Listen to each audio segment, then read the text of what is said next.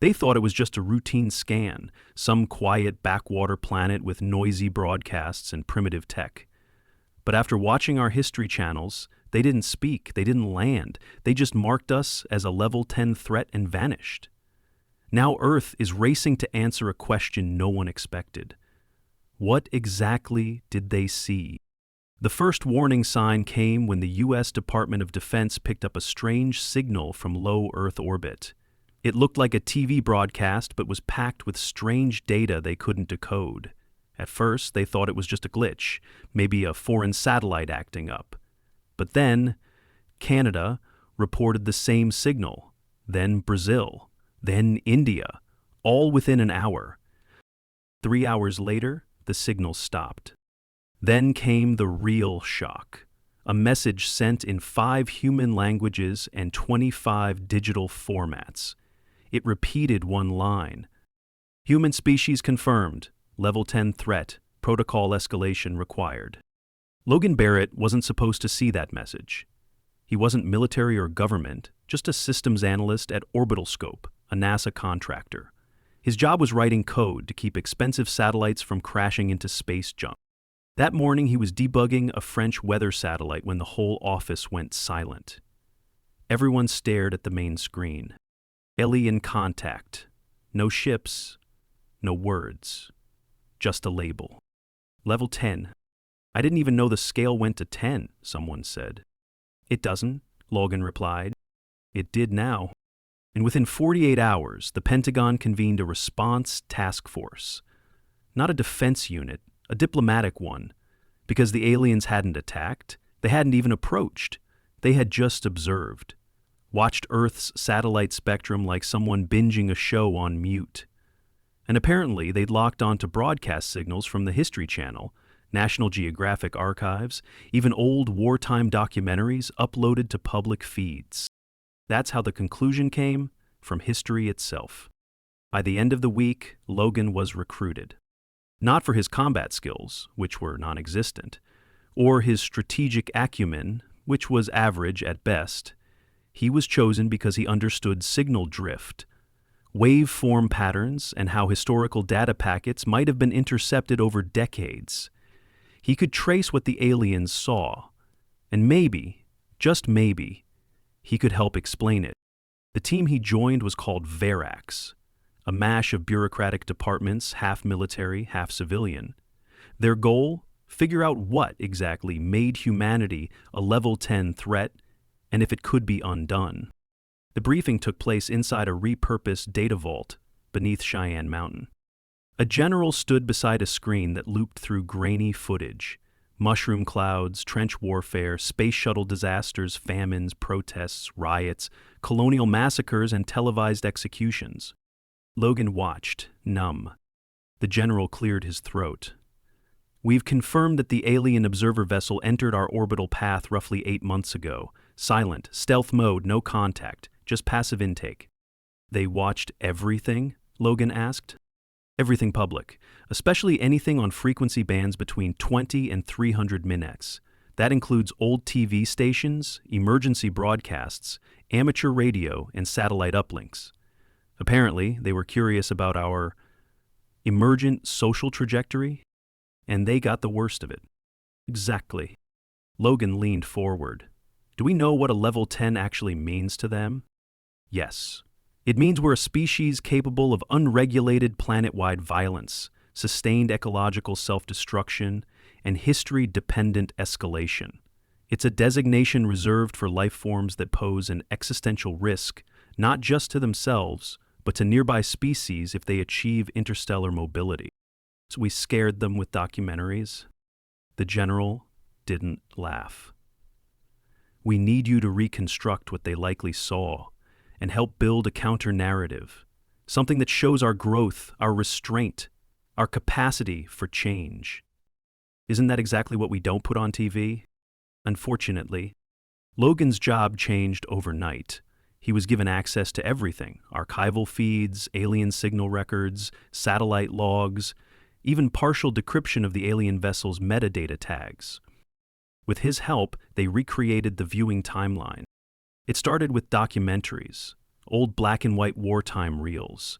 The Hiroshima segment had apparently been rebroadcast during a military history marathon the exact week the alien probe entered orbit. Next came the Famine series.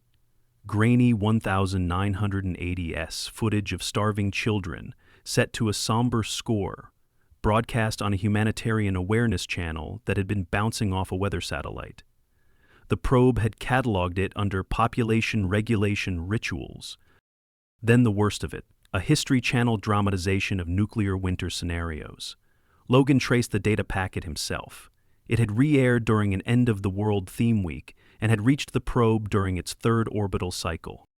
By the time it picked up reality shows and peace conferences, the classification was already locked. "Do we know where they're from?" Logan asked a week later, reviewing deep scan readings. "No," his supervisor replied.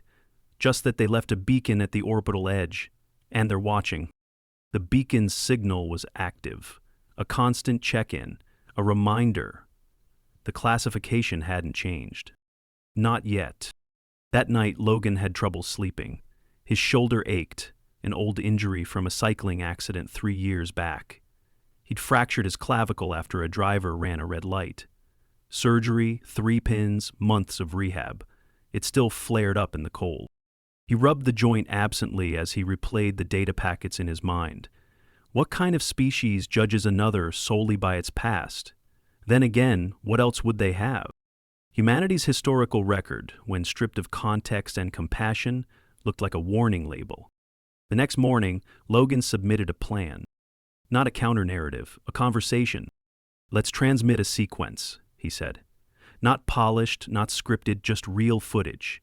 Births, kids learning to walk, teams building solar farms, disaster responses, our science missions, the Voyager launch, our music. Not the glory shots, just humanity at work." The room was skeptical, especially the brass. But one ambassador spoke up. "If we can show them who we are now, not just who we've been, maybe we stand a chance." "Exactly," Logan said. "Let's give them the rest of the story." And with that, Varric shifted gears. They began the signal campaign. The campaign was codenamed Echo Thread. It had to be fast, precise, and most importantly, genuine. Varric assembled a multidisciplinary team: linguists, signal engineers, sociologists, filmmakers, behavioral economists, a theologian from Minnesota, and Logan. Not to direct, it wasn't about manipulation. Logan's role was to make sure the feed's format and compression matched the same frequency windows the probe had already cataloged. They didn't want to alert the aliens they were altering transmission. They wanted to make it look like the natural continuation of Earth's broadcast stream. The first footage sent up was raw, no narration, no framing. A montage of public school children learning sign language together. Emergency responders, forming a human chain in floodwaters. Time-lapse of coral regrowth off the coast of Belize. Farmers in Iowa harvesting by drone-assisted methods to cut emissions. A violinist playing in a pediatric cancer ward. No graphics, no dramatic music, just the ambient sound, balanced for comfort. The satellite beam was narrow and steady. Logan monitored it from the core console at Mount Vale Station, a high-altitude comm array in Colorado. It took 12 seconds for each packet to reach the beacon's last known coordinates. If the aliens were still listening, they'd know the tone had changed. 3 days later, the beacon pulsed back. Just once. No new message, no change in classification. But it wasn't ignoring them. That was enough. By the end of the week, Varric had sent up over 70 hours of broadcasts. No pattern, no agenda. A kids' science fair in Oregon. Open-heart surgery performed in Nairobi with a translated overlay of every heartbeat, every decision. A time-lapse of a volcano evacuation in Indonesia. A deaf couple learning to dance using vibration sensors strapped to their ribs. And then something unexpected happened. The beacon began to reflect the signal back. A full echo loop, almost like it was watching on delay. Logan's eyes widened when he saw the loop confirmation appear on his screen. "They're mirroring," he told the team. "Same packet, bouncing back with a subtle imprint. Not rejection, reflection. One of the engineers leaned over his shoulder. You think they're trying to confirm signal integrity? Or maybe they're watching together. Together? Not just the vessel. Maybe there's more than one observer now. The room fell silent at the thought. That night, Logan sat by the outdoor railing of the base facility, nursing a disposable coffee and doing gentle mobility exercises for his shoulder. The joint had improved.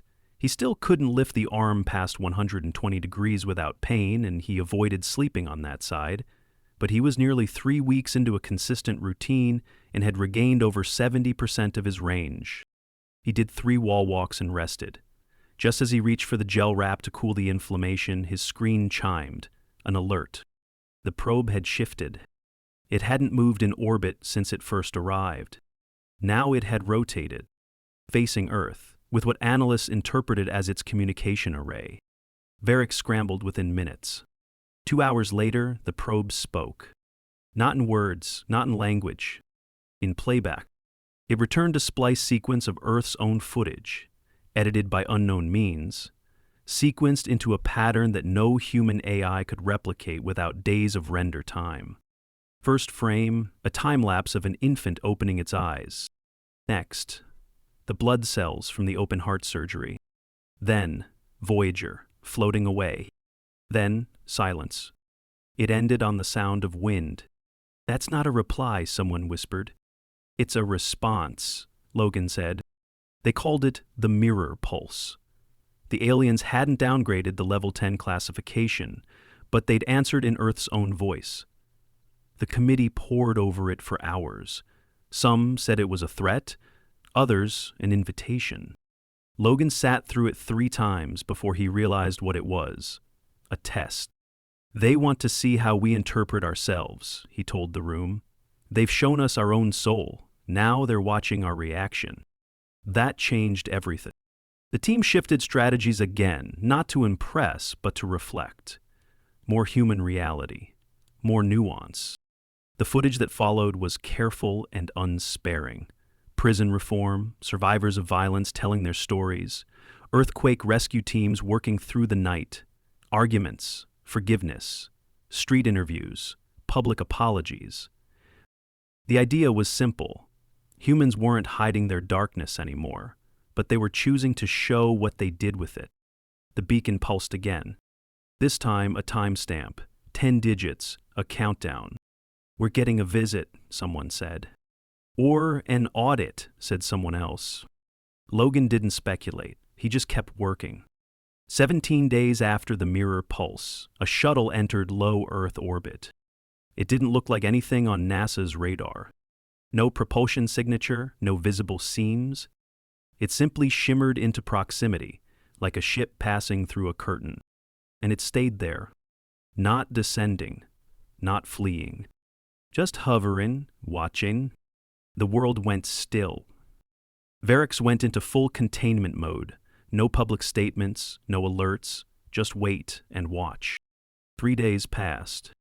Then, at 3:21 a.m. Eastern Time, a signal opened. A simple data burst, directed at the same frequency Earth's earliest TV broadcasts had once used to carry the moon landing footage. Logan was the one on duty when it arrived. He opened the stream. It was a recording of Earth, from space, but not from now. It was from 60 years ago, the very first TV signals to leave Earth's atmosphere. A blurred image of a man walking on the moon, followed by the words, "Lei-le-te," translated by alien software. "We watched your first step. We are still watching your next." No attack. No contact.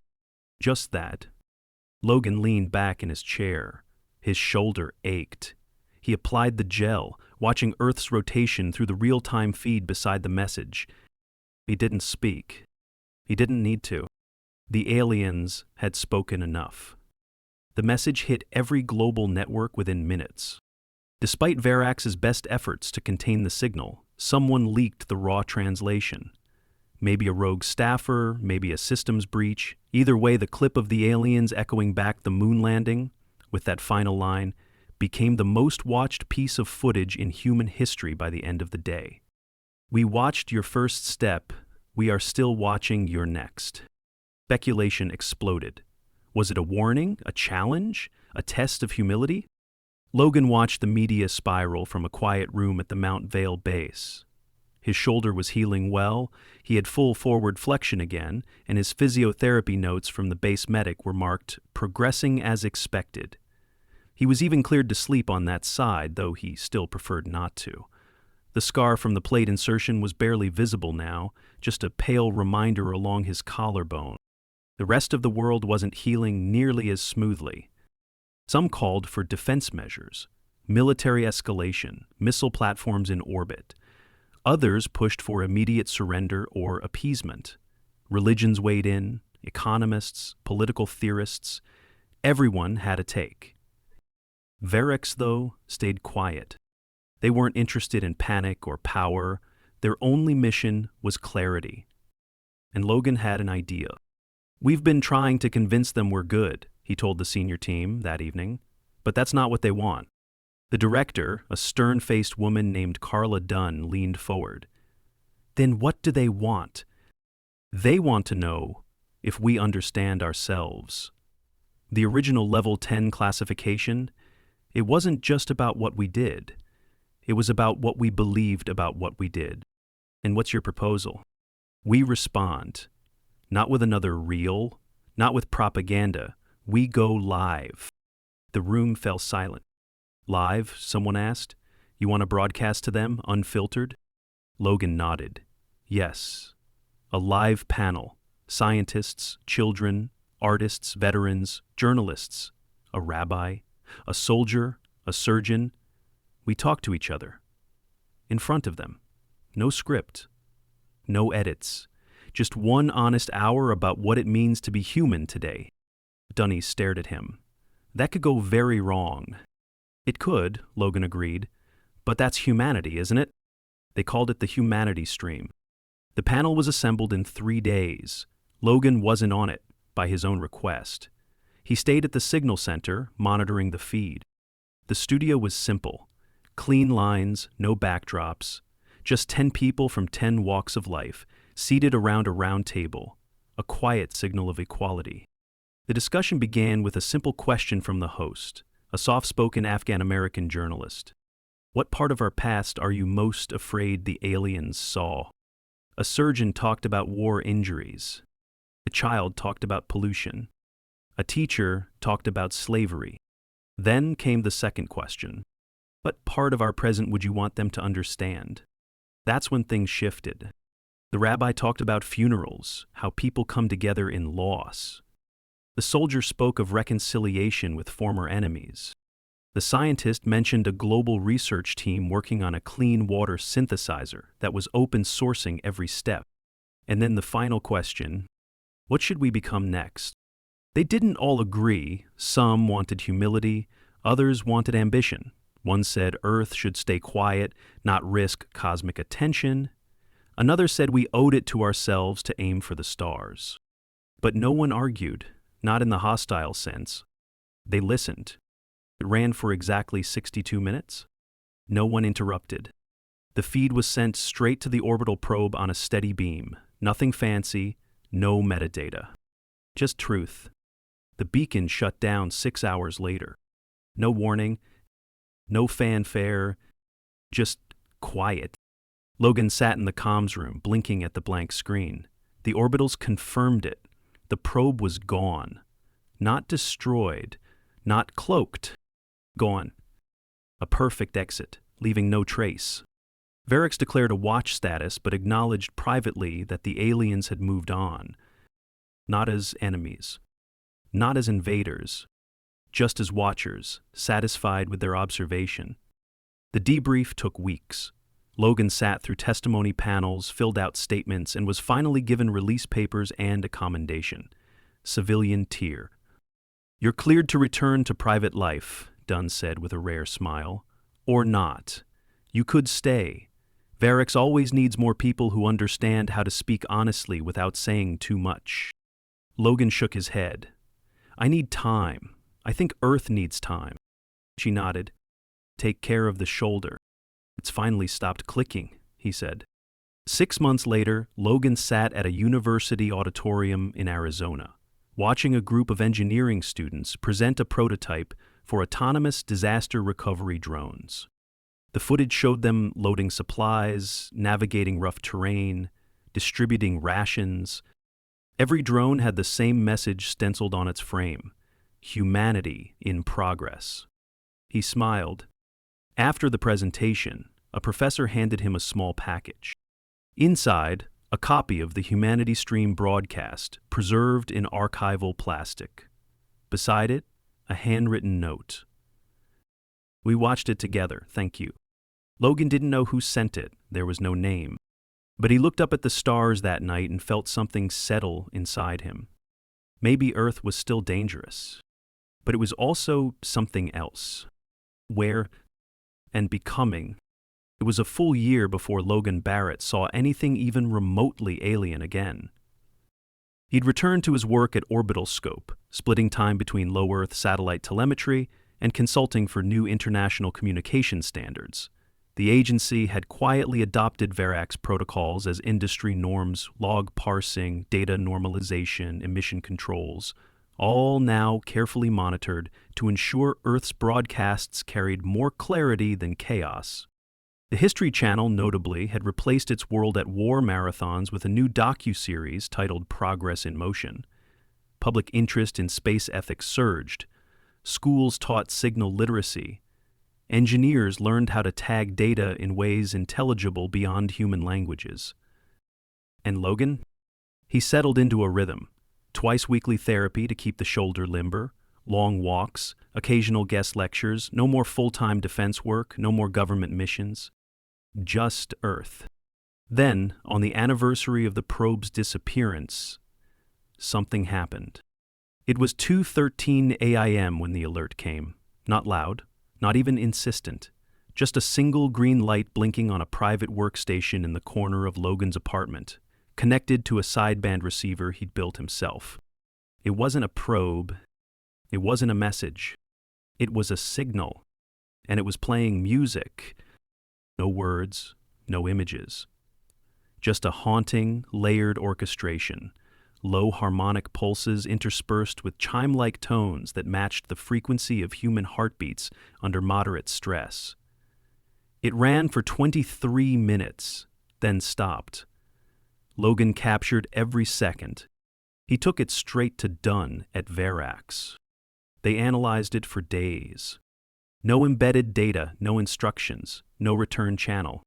Just music. Logan listened to it again and again. He recognized nothing, but it felt familiar. Like it wasn't meant to teach. It was meant to remember. A nod. A quiet signal that someone out there still knew Earth was here, still watching, still aware. Not as a threat, as something unfolding. The news never covered the signal. Verax classified it as a non-directive echo transmission. But Logan knew what it was. A reply. Not one that needed words.